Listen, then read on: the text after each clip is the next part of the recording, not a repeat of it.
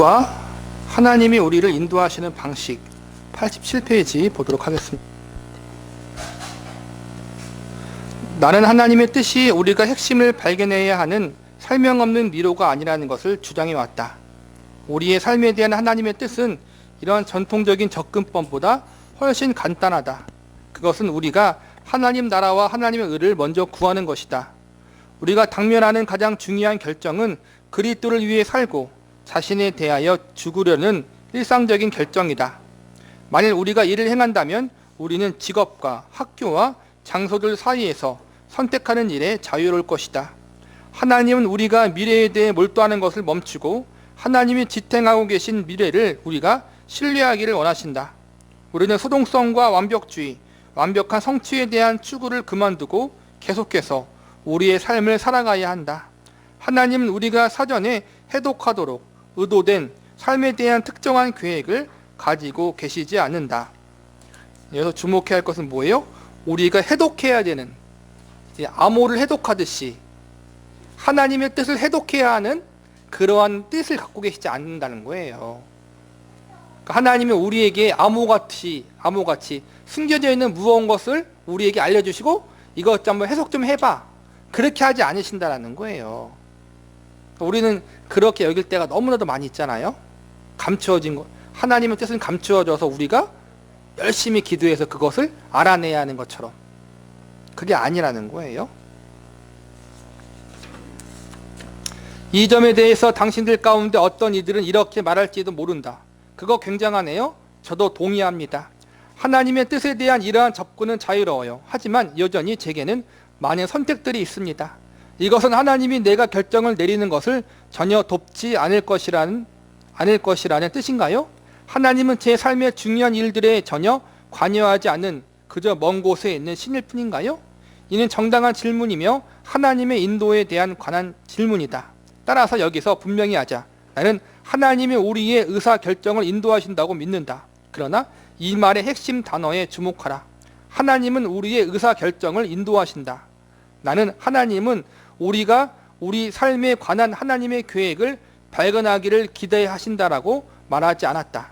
이 두 문장 사이의 차이점은 엄청나다. 우리는 하나님이 어떻게 우리가 삶에서 내려야 하는 모든 결정을 미리 우리에게 드러내시는지에 대해 말하고자 하는 것이 아니다. 그리스도인이 하나님께 기도하고 우리가 내려야 할 결정에 대해 그것들이 설사 윤리적 문제와 상관없는 결정이라 하더라도 하나님의 지혜를 구하는 것은 정당한 일이다. 그것은 잘못된 생각이 아니다. 잘못된 생각은 바로 당신이 발견해내야만 하는 단 하나의 올바른 해답이 있다고 생각하기 때문에 윤리와 상관없는 결정을 실제 이상으로 더 중요하게 다루는 것이다. 하나님의 인도하심을 구하라는 거예요. 이해하셨죠? 당연한 거잖아요, 여러분. 우리가 살면서 하나님의 인도하심, 하나님의 주권적인 여러 가지 하나님의 간섭하심 가운데 또 우리가 여러 가지 삶을 살아감에 있어서 가장 선한 길로 하나님, 유익한 길로 인도하 주시옵소서라고 기도하는 것은 옳아요. 그런데 이것은 옳은데 잘못된 방법이 뭐예요? 또 하나? 하나님께서 내가 발견하고 해독해야 할 무언가의 뜻이 있다고 여기고 그것을 발견하기 위해서 우리 에너지를 쏟는 일이 건강치 못한 신앙생활이라는 거예요. 하나님, 저를 향한 주님의 뜻이 무엇입니까? 계획이 무엇입니까? 라고 묻는 건 좋은데 뜻과 계획에 대해서 하나님께서 구체적으로 알려달라고 묻는 게 문제라는 거예요. 하나님은 뜻과 선하신 계획에 따라서 내 삶을 인도해 주시옵소서라고 기도하는 건 옳은데, 그러니까 인도하심과 지도하심을 구하는 것은 맞지만 구체적으로 어떠한 뜻을 발견하기 위해서 우리가 기도하는 것은 건강치 못한 경우가 많다는 거예요. 그래서 우리가 성경에 나오잖아요. 우리에게 하나님은 지혜를 구하라 하잖아요. 지혜를.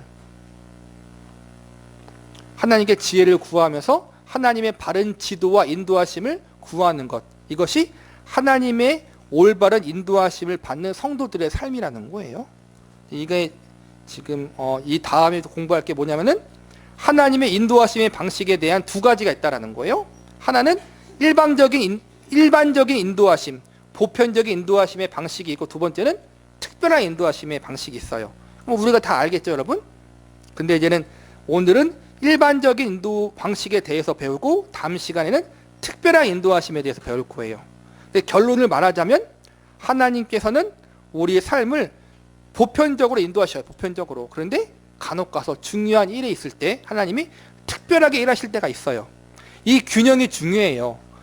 우리의 삶이 100이라 치면은 하나님이 90 정도는 보편적으로 일하세요. 근데 10 정도는 특별하게 일하실 때가 있어요. 근데 문제는 너무 특별한 걸 원하다가 우리가 그거에 목매어서 신비적인 방법으로 신비적인 것을 추구할 때가 있다는 거예요. 그걸 조심해야 돼요. 특별한 건 언제나 특별한 거예요. 특별한 건 다른 말로 정상적인 것이 아니라는 거예요.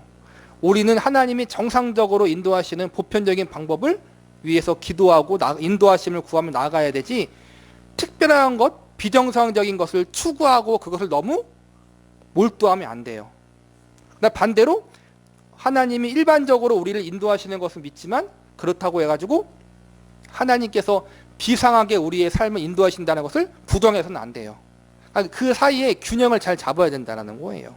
오늘은 일반적인 인도 방식에 대해서 배울게요. 89페이지. 우리가 혼란스러울 때마다 하나님이 우리에게 무엇을 하라고 지시하시기를 기대하는 것 또한 잘못된 생각이다. 아까 말한 거죠? 히브리서 1장 1절에서 2절은 하나님이 새 언약 속에서 우리가 어떻게 말씀하시는지를 이해하는 것이 핵심이다. 옛적 선지자들을 통해서 여러 부분과 여러 모양으로 우리 조상들에게 말씀하신 하나님이 이 모든 날 마지막에는 아들을 통하여 우리에게 말씀하셨으니 이 아들의 만유의 상속자로 세우시고 또 그로 말미암아 모든 세계를 지으셨느니라. 이 두 구절은 히브리서의 나머지 부분의 문맥 속에서 읽으면 하나님이 당신의 백성을 어떻게 인도하시는지에 대한 귀중한 통찰력을 갖게 된다. 히브리서 기자는 하나님이 많은 방법으로 그의 백성에게 말씀하신다라고 설명한다. 하지만 하나님은 이제 그 아들 예수 그리스도를 통해 당신의 온전하고 완벽한 계시를 말씀하신다. 구약에서 선지자들을 통해서 또 여러 하나님이 세우신 하나님의 사람들을 통해서 하나님이 신비한 많은 기적들을 베푸셨잖아요. 그렇잖아요? 꿈, 환상, 이적, 여러 가지 일들. 그 모든 것들의 중심은 뭐예요? 결국에는 예수 그리스도라는 거예요. 예수 그리스도가 완벽한 하나님의 계시고 마지막 계시라는 거예요. 우리가 히브리서의 서두를 보게 되듯이 하나님이 아들을 통해 하시는 말씀에는 그리스도의 인성 속에서의 신적 계시, 즉 예수님이 하나님이 어떠한 분이신지를 보여주시는 것이 포함될 뿐 아니라 성경 안에서 말씀하시는 그리스도의 영을 통한 신적 계시가 포함된다.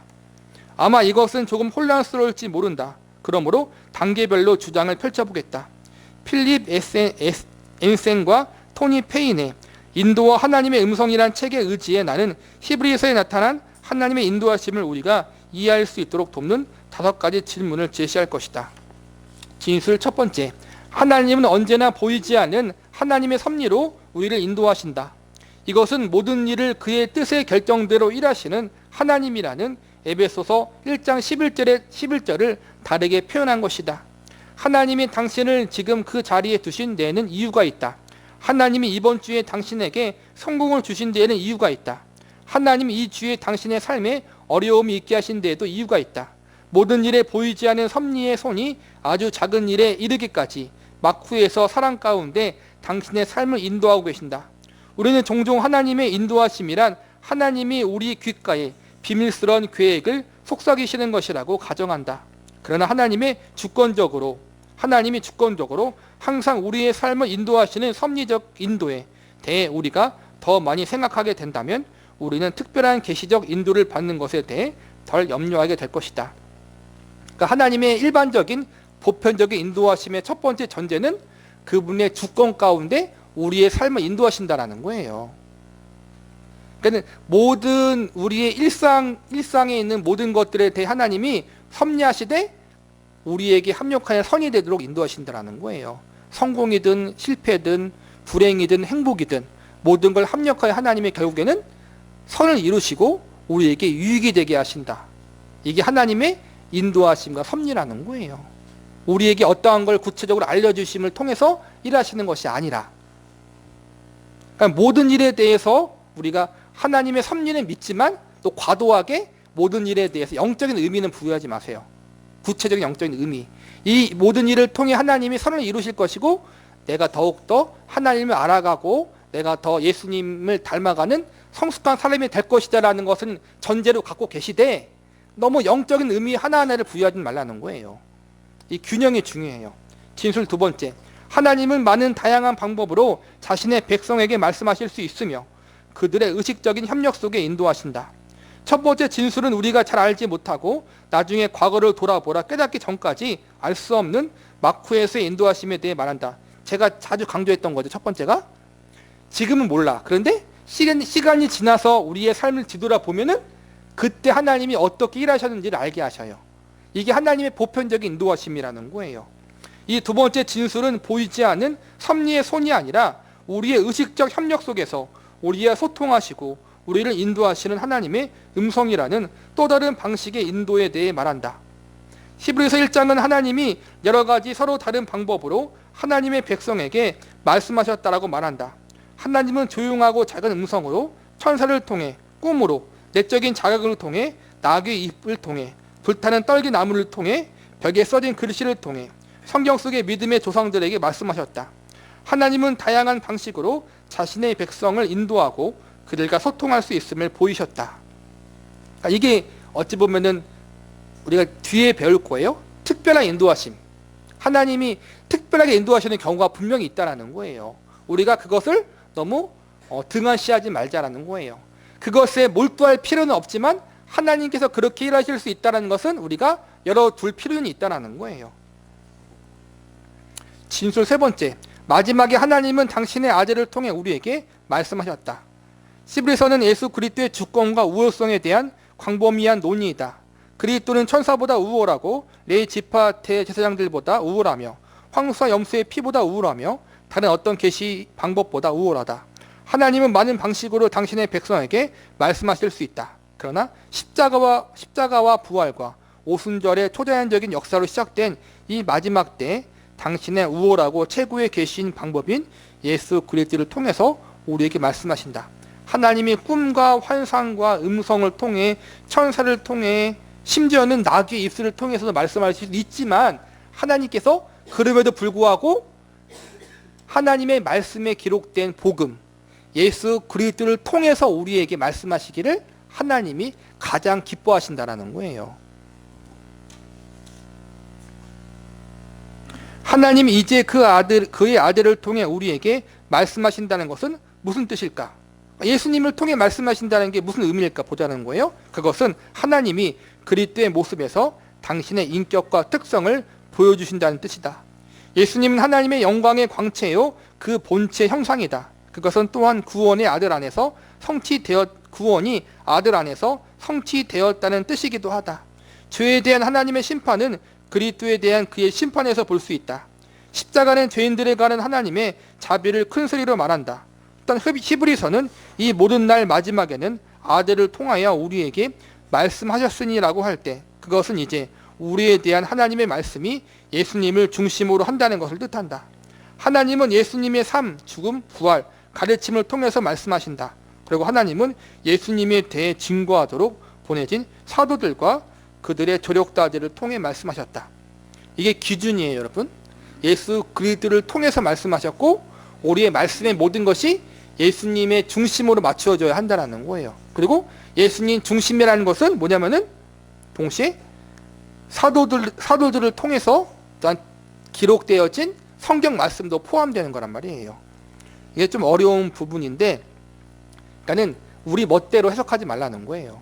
하나님의 뜻에 대해서 내 느낌대로, 내 직감대로, 내 마음의 감동대로 너무 멋대로 해석하지 말고 예수 그리스도라는 중심을 가지고 하나님의 뜻에 대해서 우리가 해석하고 발견하고 적용해야 된다는 거예요. 그리고 그 예수 그리스도의 중심에는 하나님의 말씀이 있고 성경 말씀이 있는 거예요.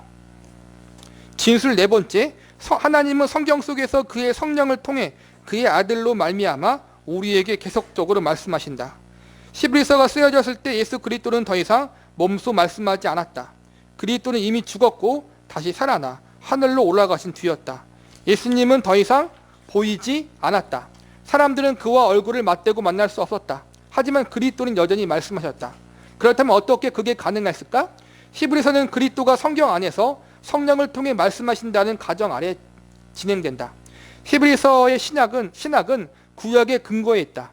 사실 거기에는 구약에 대한 여러 개 소주제가 있다.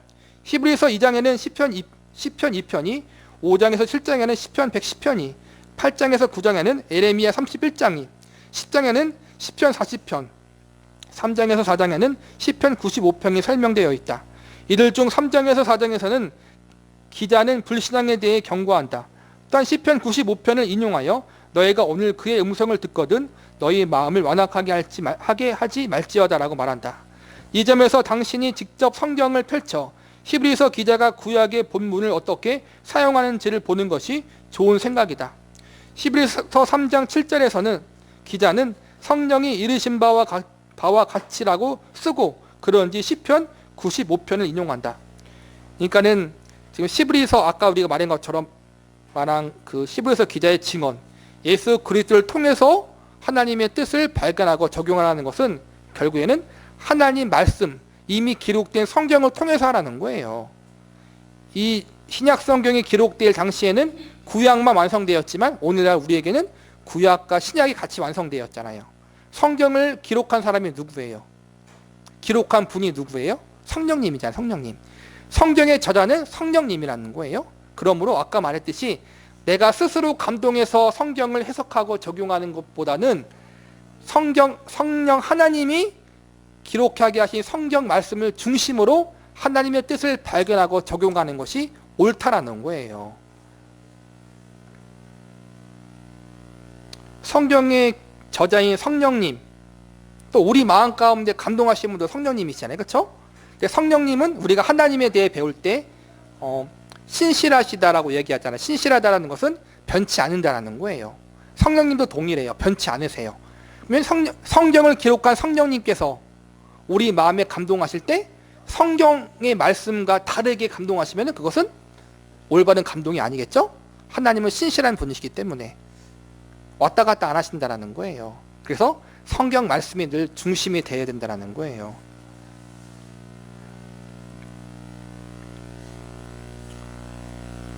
이 시점에서 당신이 직접 성경을 펼쳐 히브리서 기자가 구약의 본문을 어떻게 사용하는지를 보는 것도 좋은 생각일 것이다. 히브리서 3장 7절에서 기자는 성령이 이르신 바와 같이라고 쓰고 그런지 시편 95편을 인용한다. 놀랍게도 히브리서보다 1000년이나 전에 쓰여진 이 성경 말씀은 성령이 이르신 바라는 말로 소개되어 있다. 성경은 죽은 문자가 아니다. 하나님은 성경 안에서 말씀하실 뿐 아니라 성경을 통해 지속적으로 말씀하신다. 그것이 히브리서 3장 7절 뒤에 깔린 가정이다. 히브리서 3장의 나머지 부분과 4장은 그저 시편 95편에 대한 주석일 뿐이다. 시편은 기자가 세 번째로 오늘 너희가 그의 음성을 듣거든 너희 마음을 완고하게 하지 말라라고 말하는 3장 15절, 4장 3절, 7절에서 다시 언급된다. 이 음성은 우리는 어디서 듣는가? 그것이 바로 우리에게 중요한 질문이다. 그러니까 이게 좀 내용이 계속 어려워지는데 제가 미리 정리하자면 아까 말한 것처럼 성령이 우리에게 말씀하시는 음성을 들으라는 것은 우리가 하나님께 기도해서 신비적으로 계시받아서 마음의 감동을 주신 것이 아니라 성령 하나님이 기록하신 성경 말씀을 통해 들으라는 거예요, 여러분. 이거 오해하지 말라는 거예요. 그리고 예수 그리스도를 통해서 말씀하신다는 뜻도 결국에는 성경을 통해 말씀하신다는 거예요. 그러니까 우리가 보고 있는 66권의 성경 말씀을 통해서 하나님의 뜻을 발견하고 적용하라는 거예요. 결론을 말하자면 이게 보편적인 하나님의 일하심이고 인도하심이라는 거예요. 이 음성을 우리는 어디서 듣는가? 그것이 바로 우리에게 중요한 질문이다. 우리는 이미 하나님이 마지막 때 그의 아들을 통해 말씀하시고 성령이 성경 안에서 여전히 말씀하신다는 것을 살펴봤으며 이제 더 나아가 하나님이 성경 안에서 지속적으로 말씀하신다는 확증을 얻는다. 따라서 시편 95편에 대한 이 작은 주석을 끝맺으면서 히브리서 4장 12절은 하나님의 말씀은 살아있고 활력이 있어 좌우에 날선 어떤 검보다도 예리하여 혼과 영과 및 관절과 골수를 찔러 쪼개기까지 하며 또 마음의 생각과 뜻을 판단하니라고 말한다. 결국 히브리서 1장에서 4장의 주장은 이렇게 진행된다. 하나님은 많은 방법으로 말씀하실 수 있다. 두 번째, 이 마지막 때 하나님은 아들을 통해 말씀하셨다. 세 번째, 하나님은 살아 움직이는 하나님 말씀 속에서 역사하시는 성령을 통해 아들로 말미암아 우리에게 말씀하신다.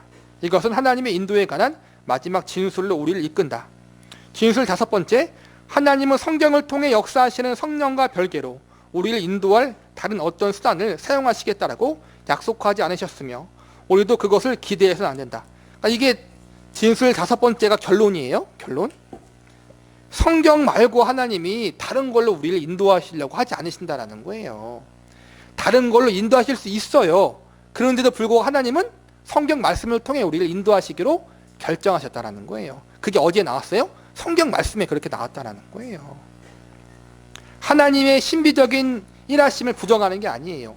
그렇게 하실 때가 있어요. 그런데 제가 뭐 길지는 않지만 짧은 인생 살아보면서 보건대 하나님이 비상하게 일하시는 경우는 지질에도 말을 안 들을 때예요. 대부분 보면은 10이면 9은 하나님이 말씀을 통해서 선포하게 하시고 설교하게 하시고 그렇게 하나님 말씀을 통해 권면하게 하시는데도 불구하고 말을 안 들어. 복음을 증거해도 안 돌아와. 그래 하나님이 기적을 통해서 그들을 깨우쳐서 돌아가게 하실 때가 있어요. 근데 그러한 부분을 보면은 말을 안 들을 때, 말씀을 통해 안 들어 길 막아버렸으니까 하나님이 비상하게 역사하셔서 하나님 데리고 오시는 거예요. 그런데 그렇게 기적을 통해서 기적을 통해 하나님을 만났어. 그 사람들도 결국에는 성숙을 위해서는 어디로 돌아와야 돼요? 하나님 말씀으로 돌아와야 돼요. 기적을 통해서 병을 치유받고 하나님께 음성을 듣고 뭐 환상을 보고 해가지고 하나님께 오는 사람이 있어 분명히. 그런데 그 사람들이 말씀 안에서 성숙하지 않으면은 이단으로 빠지거나 다시 낙심해서 교회를 떠나게 돼요. 그러니까는 임시적인 거예요. 한마디로 하나님의 특별한 인도하심은 결국에는 말씀으로 돌아와야 되는 거란 말이에요. 우리가 성경을 읽을 때 우리는 하나님의 음성을 듣고 있다는 것을 안다. 우리는 하나님의 성령을 통해 영감을 불어넣으실 뿐 아니라 동일한 성령을 통해 지속적으로 말씀하시는 것을 읽는다. 그와 대조적으로 이 마지막 때 성경 밖에서 하나님의 음성을 듣는 것은 언제나 더 빈약하며 덜 분명하며 덜 권위적이다. 그리스도인의 최종 권위, 우리가 순종해야 되고 복종해야 되고 지켜야 할 최종 권위는 기록된 성경 말씀이라는 거예요. 제가 기도하고 마음에 감동받아서 여러분께 애영 기도를 했어. 그게 권위 있는 게 아니라는 거예요, 여러분. 그거는 참조할 것도 아니에요. 사실은 올바르게 말씀 안에 신앙에 서 있으면은 그런 거 신경 쓸 필요가 없어요. 그런데 늘 보면 신앙생활이 건강하지 못한 사람들한테만 통하더라고. 보면은 대부분 그런 게 자꾸만 우리 삶 가운데 있다면은 내 신앙생활이 비정상적이라는 거예요. 우리는 하나님이 성경을 통해 역사하시는 성령과 별개로 우리에게 말씀하실 것이라는 약속을 성경 어디에도 찾을 수 없다. 오늘 여기까지인데 여러분 이해 가셨죠? 성경 말씀 외에 사모할 게 없다는 거예요. 여러분 이단들의 특징이 뭐예요? 여러분 성경 말씀 외에 새로운 선지자가 있어. 주교겠죠. 자기의 주교들 그들의 말을 따라야 돼. 성경 말씀 플러스 그 자기들의 주교 선지자들 자기들의 다른 지도자들의 말을 성경처럼 따라, 아니 성경 이상으로 따라요. 그들이 계시받고 애영기도하는 걸 따른단 말이야. 그리고 성경 말씀도 그러한 거짓 선지자와 지도자들이 잘못되게 해석하는 것을 따른다는 거야. 결론은. 그러니까 성경 말씀이 권위가 없는 거야. 결국에는. 그게 이단들이고 잘못된 교회와 성도들의 모습이라는 거예요. 우리 기독교는 말씀의 종교라 그래요. 성경의 종교예요. 여러분. 어떠한 사람들도 어떠한 목사님들도 어떠한 신령한 사람들도 성경 말씀 위에 없어요.